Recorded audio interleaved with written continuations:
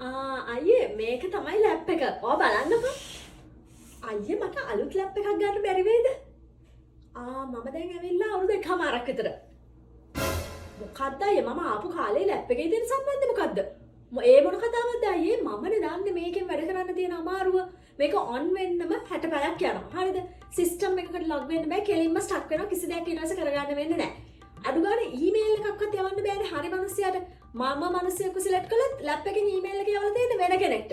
ඒ වගේ මේ පිස්සු ලැප් එක ගන්න අයියෝ මට දීලා තියෙන්නේ. ඊට පස්සේ ඔයා මගෙන් දැන් අහනවා ඇවිල්ලා කොච්චර කාලද නාගේ කියලා. ඒක හරිද කියන්නකෝ අයියේ. මොකක් හරි ප්‍රශ්නයක් වම ඔයාලා ලේසියෙන් රීස්ටාර්ට් කරන්නන්ගේ රීස්ටාර්ට් කරන්නන් කිව්වොත් රීස්ටාර්ට්වත් මේක වෙන්නේ නැහැ. ඒක ඔයාලට කියන එක තේරෙන්නේ නැහැ නේ අයියේ. ඔයාට කියන්න මේකේ කිසිම දෙයක් වැඩ කරන්නේ නැහැ. වර්ඩ් ඩොකියුමන්ට් එකක් එහෙම ඕපන් කළොත් මේකේ මේ රූප ඇදෙනවා ඉබේම. මේ හොල්මන් වගේ අයියේ මේවා. මට නම් තේරෙන්නේ නැහැ ඔයගොල්ලෝ මොනවද දීලාද කියලා. කොහොම හරි දැන් මම මේකේ නෙට්වර්ක් එකක්වත් වැඩ කරනවා නේ. එකක් නෙට්වර්ක් එකට කනෙක්ට් වුණාම මෙහෙ Wi-Fi එකට කනෙක්ට් වුණාම අන්න ගෙදර Wi-Fi එක මේ සෙට් වෙනවා. එහෙම වෙන්න පුළුවන් ද අයියේ. ඔයාලා මම දන්නේ ඔයා දැන් මගෙන් අහනවා ඇවිල්ලා කොච්චර කාලද කියලා. අයියේ කොහෙද යන්නේ? මගේ ලැප් එක එතකොට මම අද වැඩ කරන්නේ. கிளியே கிளியே மணி மணி